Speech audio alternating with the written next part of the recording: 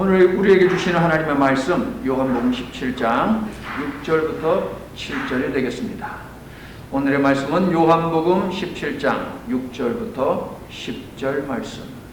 세상 중에서 내게 주신 사람들에게 내가 아버지의 이름을 나타내었나이다. 그들은 아버지의 것이었는데 내게 주셨으며 그들은 아버지의 말씀을 지키었나이다. 지금 그들은 아버지께서 내게 주신 것이 다 아버지로부터 온 것인 줄 알았나이다. 나는 아버지께서 내게 주신 말씀들을 그들에게 주어 싸우며 그들은 이것을 받고 내가 아버지께로부터 나온 줄을 참으로 아오며 아버지께서 나를 보내신 줄도 믿어 싸움나이다. 내가 그들을 위하여 비옵나니 내가 비옵는 것은 세상을 위함이 아니요 내게 주신 자들을 위함이니이다. 그들은 아버지의 것이로소이다. 내 것은 다 아버지의 것이요 아버지의 것은 내 것이온데 내가 그들로 말미암아 영광을 받았나이다. 아멘. 믿음은 현재형이고 은혜는 과거형입니다. 하나님께서 약속하여 주신 그 과거의 은혜들을 물론 성경에 기록되어 있죠. 이것을 우리가 오늘 현재의 믿음을 가지고 받게 되는 것입니다. 그래서 믿음은 현재형이고 은혜는 과거형이라고 할 수 있는 것이죠. 약속하신 은혜를 받는 통로가 있으니 그것은 바로 기도입니다. 기도하면 믿음이 생기고 믿음이 두터워지고요. 믿음으로 인해 은혜가 내 삶에 흐르게 됩니다. 요한복음 17장이 성경에서 가장 위대한 기도라고 제가 주장하고 싶은 이유는 이 은혜의 통로를 확실히 여는 말씀이 바로 요한복음 17장이기 때문입니다. 성도 여러분, 여러분은 하나님의 은혜를 사모하십니까? 그러면 요한복음 17장을 펴서 읽으십시오. 그리고 기도하시기를 바랍니다. 그래서 사모하는 그 은혜를 받아 누리시기를 예수님의 이름으로 축원합니다. 학자들은 요한복음 17장을 대제사장의 기도라고 부릅니다. 17장은 십자가 고난과 죽음을 앞둔 기도임을 우리가 명확하게 기억하면서 17장을 읽어야만 한다라고 계속해서 말씀을 드리고 있습니다. 예수님은 가장 먼저 누구를 위해서 기도했습니까? 자기 자신을 위해서 기도하셨습니다. 어떻게? 창세전에 가지셨던 권세를 나에게 주시어 나와 아버지를 영화롭게 해 주시옵소서. 이것이 예수님의 기도였지요. 창세전에 예수님이 가지고 계셨던 그 권세는 무엇이냐? 우리에게 영생을 주는 권세다 라고 하는 것을 지난 주일 배웠고, 여기에서 권세라는 단어보다 권위라고 하는 단어로 바꿔서 읽는 것이 좀 더 도움이 되겠다는 말씀도 여러분에게 드렸습니다. 그런데 이 권위, 권세를 갖기 위해서는 예수님이 반드시 하셔야 하는 것이 있습니다. 다르게 이야기하면 이 권세를 가지고 우리에게 영생을 주시기 위해서는 예수님이 반드시 해야 하는 일이 있으니 그것은 바로 십자가를 지는 일입니다. 그러나 십자가를 지는 일은 예수님을 포함해서 모두에게 무섭고 두렵고 또한 십자가에서 죽는 것이기 때문에 헤어짐은 누구에게나 슬픈 일이죠. 그래서 예수님은 무엇하셨다? 기도하셨습니다. 예수께서 드리신 대제사장의 기도와 구약에서 대제사장들의 기도 사이에는 큰 차이가 있습니다. 구약의 대제사장들은 1년에 한 번 대속죄일에 이스라엘 온 전체의 죄를 하나님 앞에 기도하면서 용서함을 받기 위해서 제사를 드리고 기도를 하는데, 구약시대의 대제사장들이 기도할 때에는 제단이 있고 그리고 제단 위에는 제물이 있습니다. 그런데 예수님께서 요한복음 17장에서 대제사장의 기도를 드리실 때에는 제단도 보이지 않고 제물도 보이지 않습니다. 안 보인다고 해서 그렇다면 제단도 없고 제물도 없습니까? 그렇지 않습니다. 구약시대 대속죄일에 대제사장이 기도하기 위해서 제사장들이 제단과 제물을 준비를 했습니다. 그런데 하나님께서는 예수님을 통해서 새롭게 시작하실 그 시대를 위해서 친히 선수 하나님께서 제단을 준비하시고 제물을 준비하셨지요. 어떤 제단입니까? 십자가라고 하는 제단입니다. 어떤 제물입니까? 어린 양 예수라고 하는 제물입니다. 십자가와 예수님이 예비가 되어 있습니다. 이 십자가를 통과해야만 하늘의 권세를 받아 죄인된 우리를 용서하고 영생을 줄 수 있습니다. 그래서 예수님은 유월절 희생 제물로서 의연하게 죽을 수 있도록 십자가를 질 수 있도록 도와달라고 하나님께 기도를 드리셨던 것이지요. 십자가의 길을 통해서 영생을 우리는 얻게 되는데, 영생을 주는 하늘의 권세, 이것은 땅의 권세와 다릅니다. 불공평과 억압이 아닌 모든 사람으로 구원과 영생을 받게 하는 하늘의 권세입니다. 나를 희생해서 너를 이롭게 하는 것이 하늘의 권세입니다. 내가 죽고 너를 살리는 것이 하늘의 권세입니다. 이 땅의 권세와는 완전 반대이지요. 예수님은 이 권세를 위해 십자가의 길을 피하지 않고 완수하게 해달라고 기도를 하셨으니, 예수님의 첫 번째 기도는 예수님을 위한 기도가 아니라 바로 우리를 위한 기도였다. 할렐루야. 이어서 예수님은 자신이 사랑하는 제자들을 위해서 기도를 하셨는데, 야곱이 죽기 전에 아들이 몇 명이에요? 12명. 아들을 불러서 그들을 하나하나씩 축복하지 않습니까? 그 후에 이스라엘의 전통이 생겼습니다. 아버지가 죽기 전에 자식들을 불러놓고 그들을 하나하나씩 축복을 하는 전통 말입니다. 예수님은 마치 이 전통을 수용하는 것처럼 12명의 제자들을 이제 불러놓고 그들을 위해서 축복 기도를 해주고 계시는 것이죠. 구약시대의 성도는 12지파라고 한다면 신약시대의 성도는 12제자다라고 그렇게 말할 수도 있을 것 같습니다. 예수께서 기도하신 그 기도의 내용이 6절부터 19절에 있습니다. 제자들을 위한 기도. 영광의 책이 몇 장부터 시작합니까? 요한복음 13장부터가 영광의 책이고 그 전은 표적의 책이다 하는 것 배우셨죠. 영광의 책을 시작하면서 예수님이 이렇게 기도하셨습니다. 이런 말씀이 있습니다. 예수님은 자신이 세상을 떠나 아버지께로 돌아가실 때가 되었음을 아시고 세상에 있는 자기 사람들을 사랑하시되 끝까지 사랑하셨다 라고 되어 있어요. 13장 1절. 자, 성도 여러분, 진짜 사랑한다면 무엇을 할까요? 그냥 엄청난 돈을 쏟아붓고 실력 발휘를 해가지고 맛있는 음식을 한 상 차려서 대접하는 것, 그것이 진짜 사랑하는 것일까요? 아니면 지극정성으로 모든 것 투자해서 돌보는 것일까요? 회사를 물려주고 땅을 물려주고 집을 물려주고 이것이 진짜 사랑하는 것일까요?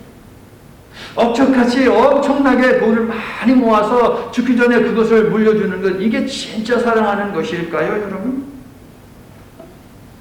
요한복음 17장은 진짜 사랑하면 기도한다라고 알려주고 있어요, 여러분. 진짜 사랑하면 기도하는 거예요. 안 보여도 기도하고 속상하게 해도 기도하고 나한테 못되게 해도 기도합니다. 이게 진짜 사랑하는 거잖아요. 예수님은 제자들을 위해서 기도하셨는데 우리가 잘 알다시피 제자들은 어떤 사람들입니까? 영적으로 깨달음이 없는 형편없는 사람들 아닙니까? 실수투성이 사람들 아닙니까? 철이 안 든 사람들 아닙니까?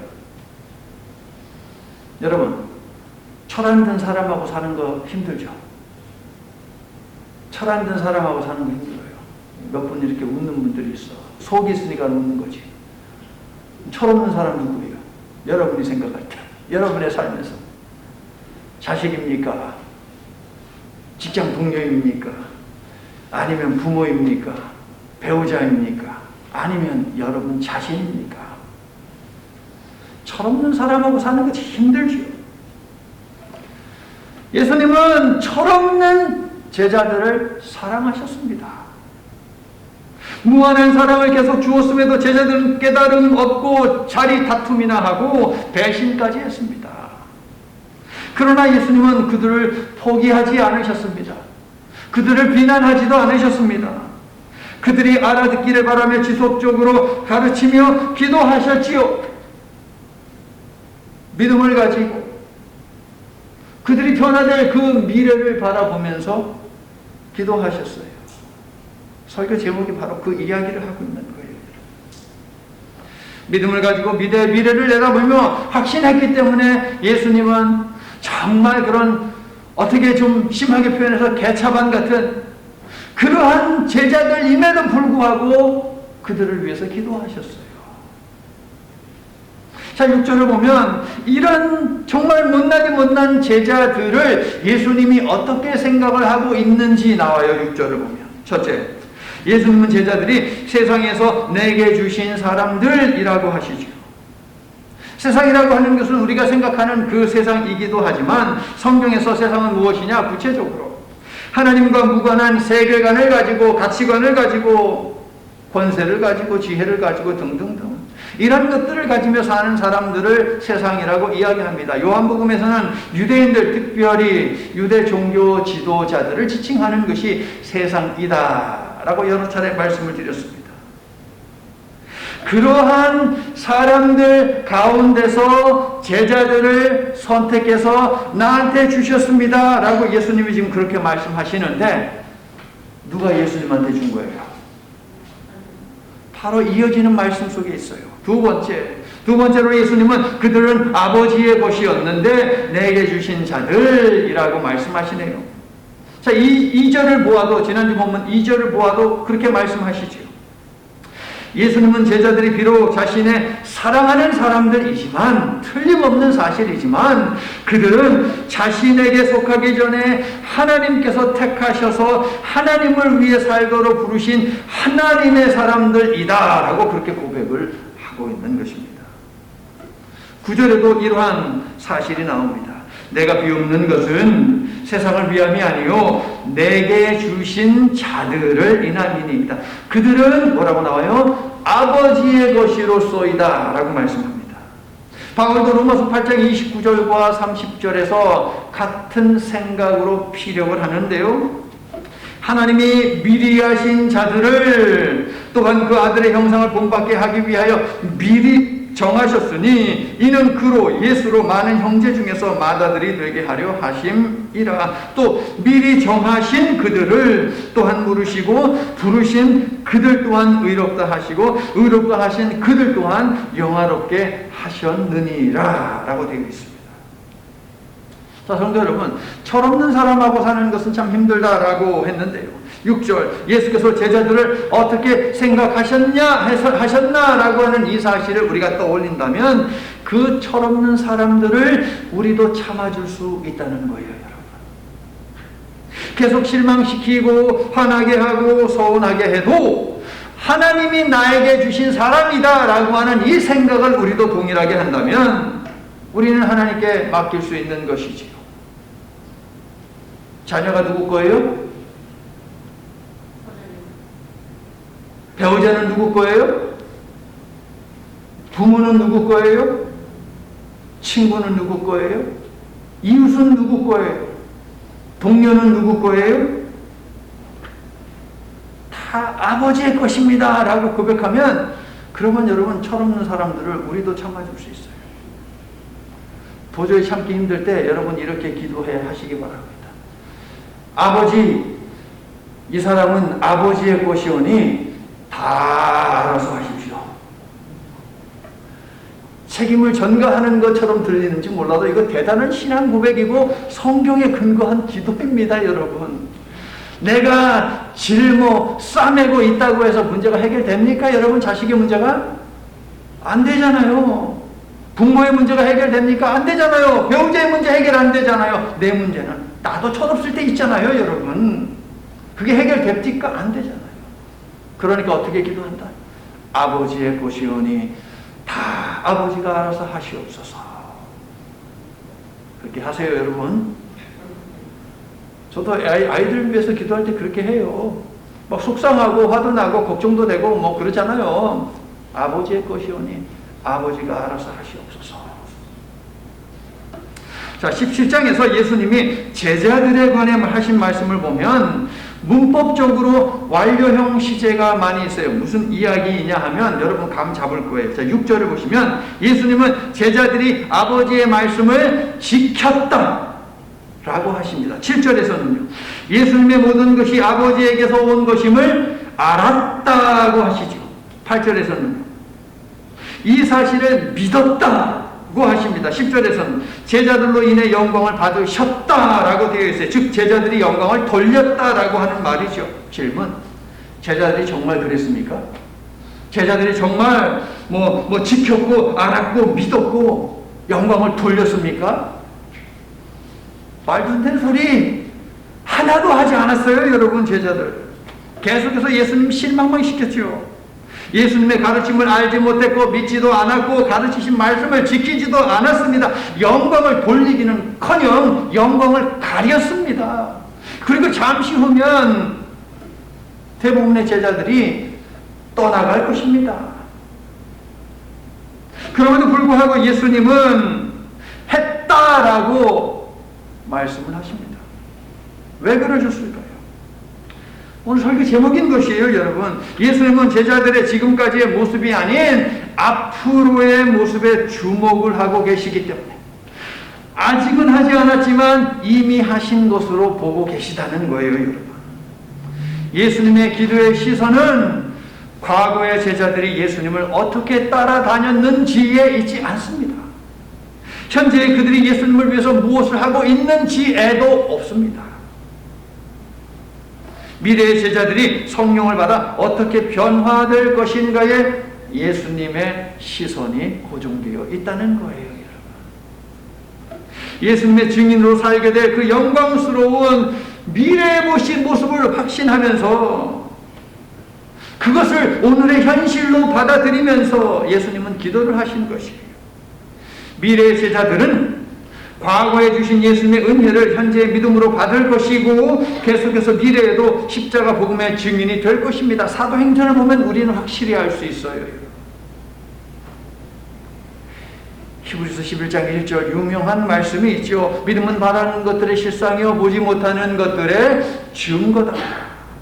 예수님에게는 바라는 것이 실상이 되었고 보이지 않는 것이 이미 증거가 되었다는 것입니다. 할렐루야. 기도는 그런 것입니다. 믿음의 기도는 우리를 이렇게 만들어요. 지금은 가능성이 없어. 불가능해. 야, 너는 정말 구제불능이다 라고 모든 사람들이 말을 해도 우리가 믿음을 가지고 기도할 때는 얘가 다르게 변하는 것, 그것을 그리면서 믿음을 가지고 기도하는 거예요. 왜? 하나님께서 과거에 주신 은혜가 있잖아요. 약속하신 은혜가 있잖아요. 이것은 현재에도 유효하거든요. 우리가 믿음을 가지고 기도라고 하는 통로에 들어가기만 하면 유효하거든요. 그래서 이 믿음을 가지고 밝은 미래의 모습을 그리는 거예요. 기도는 이렇게 하는 것이라는 거예요.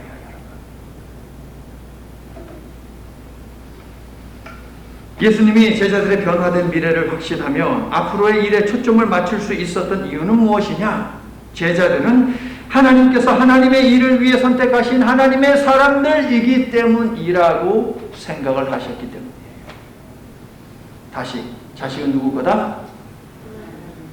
그렇게 생각하면 되는 거예요. 직장 동료는 누구 거다? 배우자는? 나는 하나님 거다. 그렇게 생각합니다.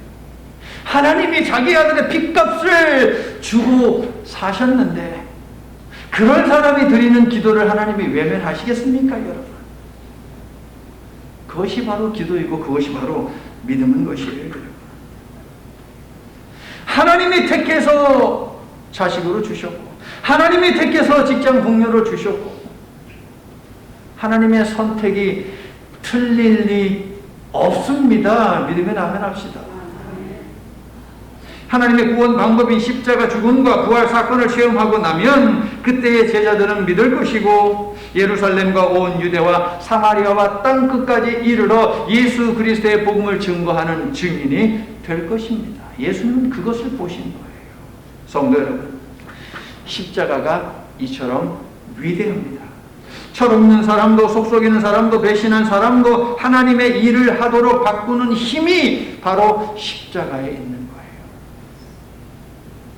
그래서 예수께서 십자가를 피하지 않고 지셨습니다. 할렐루야.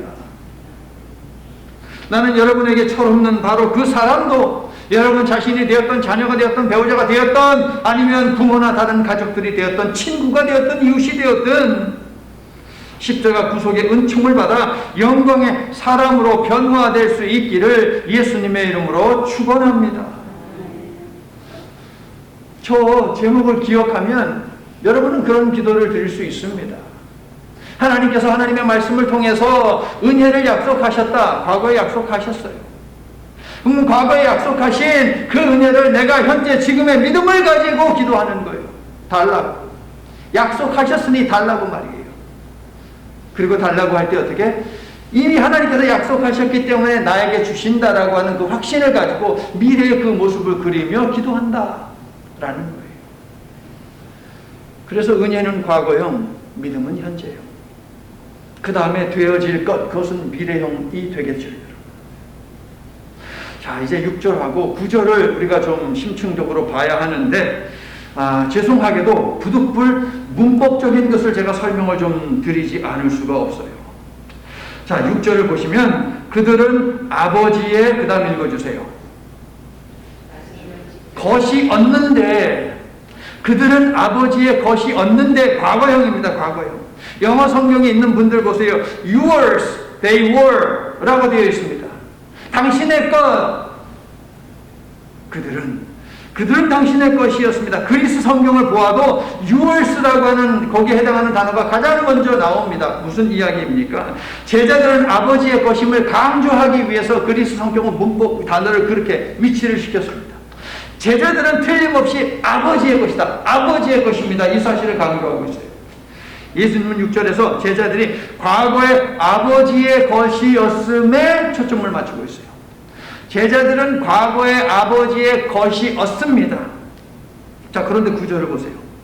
그들은 아버지의 뭐래요? 것이로소이다 라고 하면서 현재형으로 지금 말을 하고 있어요. 지금 아버지의 것이라는 것이죠. 물론 과거에도 아버지의 것이었고 지금 현재도 아버지의 것입니다 라고 이해할 수도 있지만, 그렇다면 문법적으로 현재 완료형이라고 하는 것이 있어요. 굳이 이렇게 구분할 필요가 없다라고 하는 말씀을 드리는 거예요. 과거에 아버지의 것이었던 제자들, 지금 아버지의 것인 제자들, 이 둘 사이에는 뭔가 분명한 차이가 있을 거예요. 과거에 아버지의 제자였던, 그저 사람들이었던 그 제자들, 현재 아버지의 사람인 제자들, 이 사이에는 뭔가 분명히 차이가 있을 거예요. 6절과 9절 사이, 그러니까 7절과 8절을 보면 변화된 제자의 모습이 거기에 들어와 있습니다. 제자들은 과거 아버지의 것이었을 때는 예수님이 하나님께서 보내신 메시아인지 아들인지 몰랐어요. 늘 맹했잖아요. 제자들 보면 가르쳐도 모르고 능력을 줘도 그거 행사하지 못하고, 예수님이 가르치고 행하신 모든 사역들이 아버지에게서 온 것인지도 그들은 몰랐습니다. 과거에는 몰랐어요. 그러나 성령이 임한 후 그들은 예수님을 알고 믿게 되죠. 예수님을 알고 믿게 되니까 하나님도 보이는 거예요.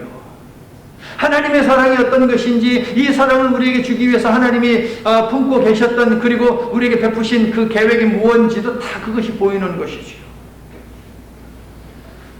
그러므로 그들이 아버지의 것이 것이라는 현재적 선포는 비로소 제자들이 십자가 사랑과 복음을 알게 되고 믿게 되니 하나님께서 그들을 선택하신 목적이 성취되었습니다라고 하는 고백입니다.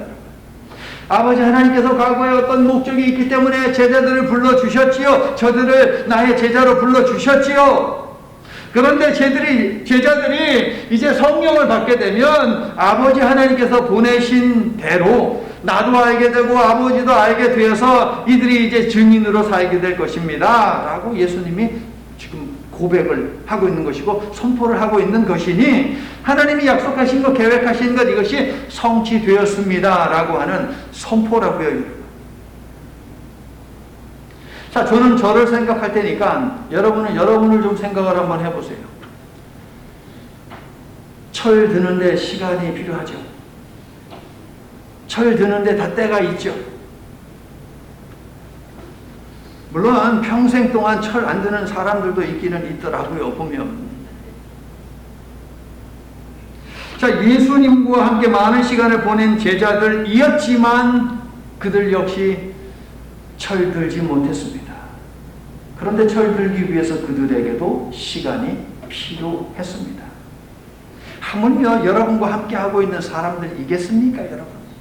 예수님과 함께한 제자들도 철 드는데 시간이 필요했는데 여러분이 그냥 속 터진다고요, 가슴 치는 그 사람들은 오죽하겠냐고요, 여러분. 시간이 필요하죠.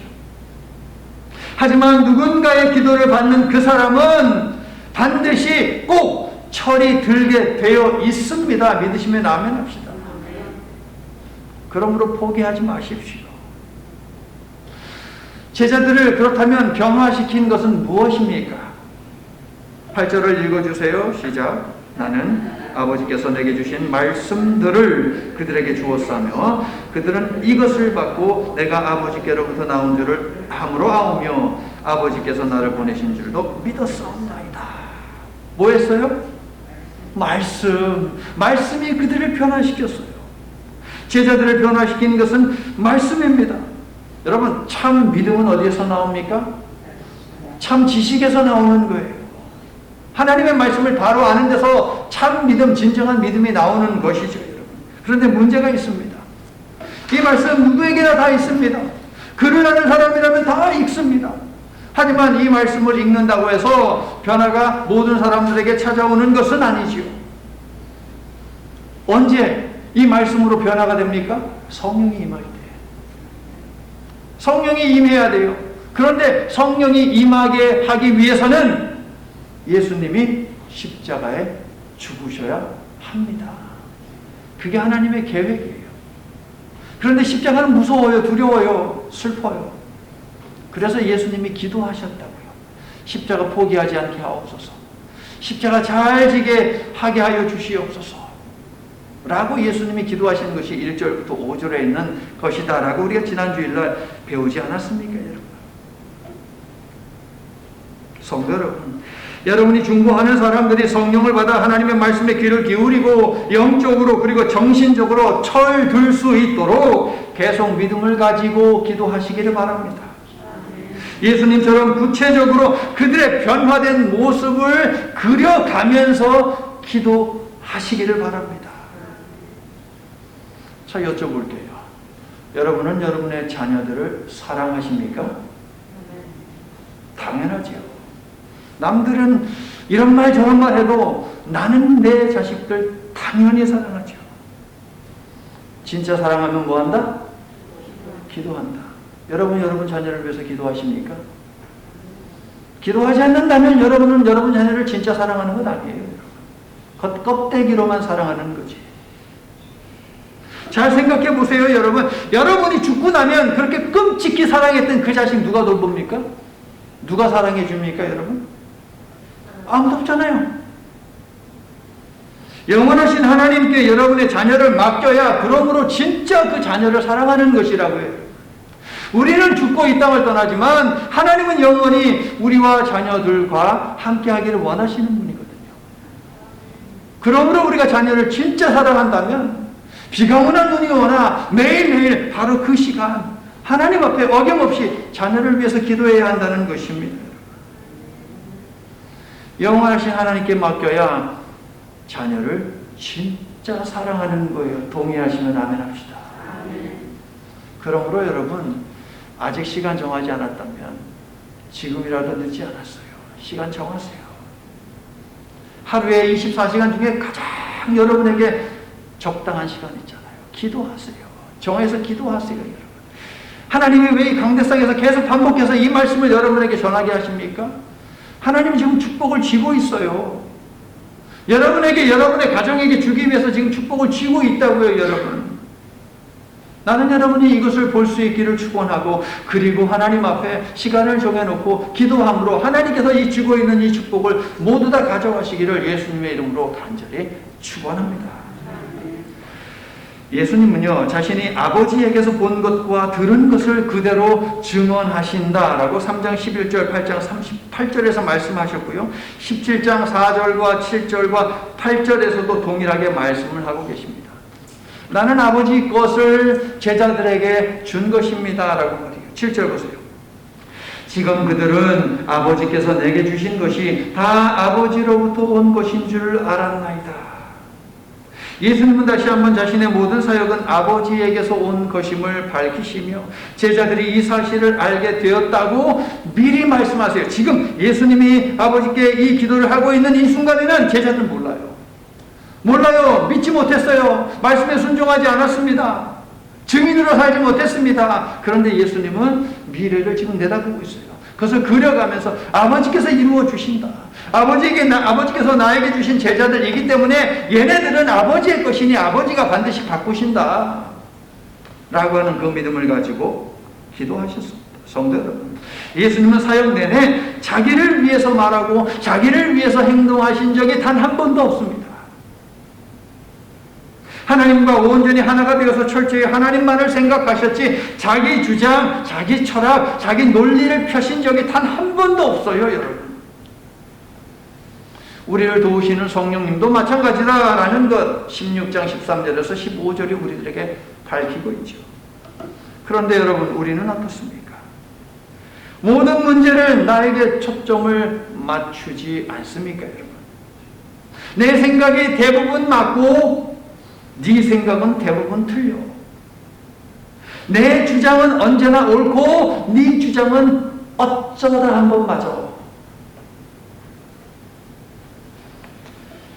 그래서 갈등과 다툼과 분열이 있고 혼란과 절망과 슬픔에 빠지는 것이에요, 여러분. 갈라디아서 2장 20절을 보면 바울이 어떻게 이야기합니까? 성도란 무엇이냐? 나는 죽고 예수로 사는 사람이다 라고 이야기하죠. 옛사람이 죽었다면 예수와 함께 새 사람으로 사는 것이 마땅하지 않습니까? 그런데 문제는 뭡니까? 죽기는 죽었는데 완전히 죽지 않았어요. 반만 죽었어요. 그러다 보니까 기절했다가 다시 살아나서 내주장하고, 좀 죽었나 싶으면 다시 살아나가지고 또 내주장하고, 이것이 반복되는 것이 솔직한 저와 여러분의 신앙의 생활 아닙니까, 여러분? 성도 여러분, 예수 잘 믿고 싶다면 나를 버려야 됩니다. 다른 길은 없어요. 그래서 십자가를 진다, 자기 자신을 내려놓는다, 자기 자신을 포기한다, 이런 얘기하는 것 아닙니까, 여러분? 나는 십자가에 못 박아 죽었기에 없지만 십자가에서 부활하신 예수님과 함께 살아나서 변화되고 거듭난 새로운 내가 있게 되는 것이죠. 여러분의 현재 상태는 어떤 상태입니까? 예수의 십자가와 함께 옛사람을 못 박아 죽인 상태에 있습니까? 새 사람으로 살고 있습니까? 아니면 반만 죽고 있습니까? 아니면 여전히 그냥 온전히 옛사람으로 살고 있습니까? 나는 여러분이 오늘 예수와 함께 옛사람을 매장해 버리시기를 예수님의 이름으로 축원합니다. 그리고 부활 예수님과 함께 부활 생명으로 거듭나 새 사람으로 살아가시기를 예수님의 이름으로 간절히 축원합니다. 예수님의 기도에는 특징이 있어요. 8절을 읽어주시겠어요? 시작. 내게 주신 말씀들을 그들에게 주었어. 그들은 이것을 받고 내가 아버지께로부터 나온 줄을 참으로 아버지께서 나를 보내신 줄도 믿었어. 자, 예수님의 기도를 보면 일은 없습니다. 일은 없고 관계만 있는 것이 보입니다. 하나님과의 관계만이 강조되는 것이 예수님의 기도입니다. 11절 후반부도 여러분 보시겠어요? 우리와 같이 그들도 하나가 되게 하옵소서. 제자들을 위해 기도하시지만 예수님의 시선은 오직 아버지와의 관계에 있다는 것입니다. 하지만 우리의 기도는 어떻습니까? 관계는 별로 없고 이것 주세요, 저것 주세요, 이 일 해결해 주세요, 저 일 해결해 주세요. 온통 일투성이 아닙니까, 여러분? 지난주 본문에 이어서 오늘 본문에서도 나아가서 17장 전체는 바로 이 단어로 가득 차 있습니다. 여러분이 오늘 집에 가셔서 17장 한번 읽어보세요. 아버지라고 하는 단어가 정말 많아요. 여러분 집에 가서 한번 표시를 해보세요. 깜짝 놀랄 것입니다. 아니 26개 구절밖에 되지 않는데 계속 아버지 아버지, 어떤 구절은 4번이나, 한 구절에 4번이나 아버지 아버지 아버지. 그런데 1절부터 5절에서는 예수님과 아버지의 연합관계 속에 계신 아버지, 이것이 강조가 되고 있고요. 6절부터 19절에서는 예수님과 아버지의 관계 속에 제자들을 포함을 시키고 있습니다. 그러니까 나의 아버지가 이제 너의 아버지가 되고 우리의 아버지가 되는 것이죠. 20절부터 26절에는 이 관계가 예수님과 제자들, 자, 요 그룹과 하나님 사이의 이 아버지 관계가 형성이 됐는데, 이제 예수님과 제자들 그 이후에 믿게 된 사람들의 아버지까지 되는 그 관계가 확장이 되고 있어요. 예수님을 알고 믿게 될 때에 그 사람은 예수님과 아버지의 친밀한 연합관계 속에 들어간다라고 하는 것을 예수님께서는 가르치고 계시는 것이죠. 영접하는 자, 곧 그 이름을 믿는 자들에게는 하나님의 자녀가 되는 권세를 주셨으니, 성도 여러분, 하나님을 제자들과 우리의 아버지로 만들어주신 그 연결점은 무엇이냐? 바로 예수 그리스도예요. 하나님의 제자들의 아버지가 되고 하나님이 우리의 아버지가 되게 하신 그분이 누구냐? 예수님이라는 거죠. 오늘 보면 6절, 8절, 11절 이 구절들을 보면 한 구절에 무려 3번이나 아버지, 아버지, 아버지 하면서 아버지, 하나님을 아버지라고 부르면서 하나님과 우리 사이의 친밀감과 연합을 강조를 하고 있습니다. 성도 여러분, 우리의 기도뿐 아니라 삶 속에서도 나는 감추고 하나님을 드러내는 훈련이 필요합니다. 인간이 이 땅에 온 목적이 무엇입니까? 하나님이 우리를 이 땅에 보내신 목적이 무엇입니까? 하나님께 영광을 돌리기 위해서 우리를 이 땅에 보내셨죠. 그런데 하나님께 영광을 돌리는 것, 이건 무엇이라고 제가 지난주에 설명을 드렸습니까?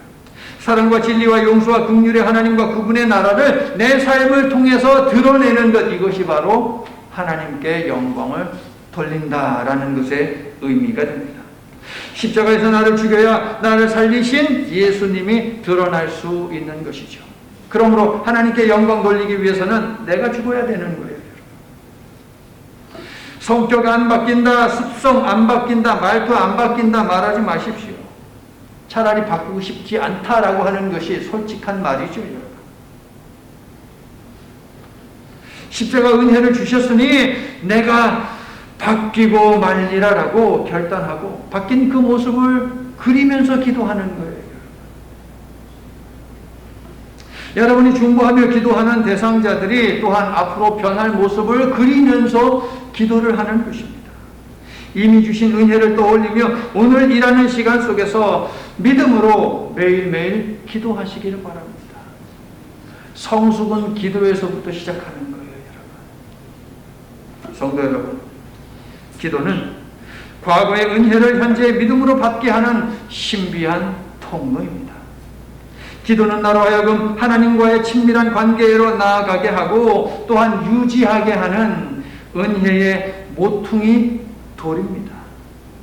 뿐만 아니라 누군가로 하여금 하나님과의 깊은 관계 속으로 들어가게 하는 축복의 디딤돌, 이것이 또한 기도입니다. 나의 변화될 미래를 믿으며 확신을 가지고 기도의 통로로 들어가 하나님의 은혜를 오늘 여러분의 것으로 만드시기를 축원합니다. 또한 여러분이 중보하는 그들도 아버지의 것이 되게 하기 위해 그들의 밝은 미래를 그리며 믿음으로 기도하시기를 예수님의 이름으로 축원합니다. 이제 말씀을 마칩니다. 어느 날 하루살이하고 개구리가 둘이 놀고 있었습니다. 그런데 어느덧 해가 뉘엿뉘엿 산을 넘어가고 있었습니다. 어두워지니 개구리가 이야기합니다. 오늘은 그만 놀고 우리 내일 만나자. 하루살이가 이야기합니다. 내일? 그게 뭔데? 메뚜기네요. 메뚜기하고 놀다가 그렇게 물어봤어요. 그래서 메뚜기가 친절하게 설명합니다. 어두운 시간이 지나고 밝은 시간이 오면 그게 내일이야. 하루살이는 그 말이 무엇인지 이해를 하지를 못했습니다. 그 메뚜기가 개구리하고 놀았습니다. 신나게 놀았습니다. 놀다 보니까 이제 날씨가 조금씩 차가워지기 시작합니다. 개구리가 메뚜기에게 이야기합니다. 메뚜기야, 추운 겨울이 지나면 봄이 올 텐데 우리 그때 만나서 놀자. 봄? 그게 뭔데? 내년? 그게 뭔데? 라고 물었습니다. 개구리가 친절하게 설명해 줍니다. 아, 추운 시간이 다 지나면 따뜻한 시간이 오는데 그게 바로 내년이야. 메뚜기는 그것을 알 리가 없죠. 성도 여러분, 이 세상밖에 모르는 사람은 영생을 이야기할 때 그게 무슨 말인지 모릅니다. 오직 예수님에 대한 믿음을 가질 때 에라야 오래전 계획하시고 허락하신 영생의 은혜를 알 수 있거든요. 여러분 주변에 분명 구원의 은혜, 부활과 영생의 복음이 필요한 사람들이 있을 것입니다. 배우자입니까? 자녀입니까? 부모입니까? 형제 자매입니까? 친척입니까? 친구입니까? 이웃입니까? 동료입니까? 여러분 혼자만 구원받고 혼자만 영생을 받으시렵니까? 여러분의 그 누군가가 정죄와 심판의 부활을 맞이하여 지옥에 가도 여러분 전혀 상관없습니까? 예수님은 철없는 제자들을 볼 때에 미래에 일어날 사건을 현재 사건으로 보며 기도하셨지요. 끝까지 참아주며 기도해 주신 예수님 덕분에 제자들은 성령 받고 드디어 예수님이 누구신지 부활과 영생이 무엇인지 알게 되었습니다. 그리고 제자의 삶을 살아가게 되었습니다. 그러므로 여러분의 중보 기도 대상자들이 드디어 하나님을 믿고 하나님께 영광을 올려드릴 그 미래를 그리며 여러분도 기도하시기를 바랍니다. 야고보 사도가 말했듯이 믿음으로 의로워진 성도의 간구는 역사하는 힘이 분명 많이 있음을 믿으시기를 바랍니다. 죽어가는 이웃을 구원하기 위한 여러분의 기도를 우리의 아버지께서 들으시고 망해가는 가족을 구원하기 위한 여러분의 열심을 우리 아버지께서 보시고 그들 모두를 구원하여 영생의 나라로 이끌어 주시기를 예수님의 이름으로 축원합니다. 기도하십시오. 누군가 여러분을 위해 기도했기에 여러분은 지금 이 구원의 자리에 있습니다. 이제는 여러분의 누군가가 멸망하지 않기 위해 여러분이 기도함으로 그들 모두를 구원하시기를 제자들을 위해 기도하신 예수님의 이름으로 축원합니다. 하나님, 십자가에서 우리의 옛사람을 죽여주시옵소서. 그리스도와 함께 새 사람으로 살게 해 주시옵소서. 안 바뀐다는 성격도 바뀌게 하시고 습성도 바뀌게 하시고 말투를 바꿔주시고 인상도 바꿔주시옵소서. 예수를 알고 믿음으로 하나님께 영광이 되는 인생으로 살아가게 도와주시옵소서. 우리가 중보하며 기도하는 사람들은 모두 아버지의 것이오니 저들도 우리가 주님과 하나가 된 것 같이 하나가 되도록 찾아가시고 만나주셔서 저들의 옛 자아도 죽이시고 새 사람으로 살도록 변화시켜 주시옵소서. 예수님 이름으로 기도드립니다. 아멘.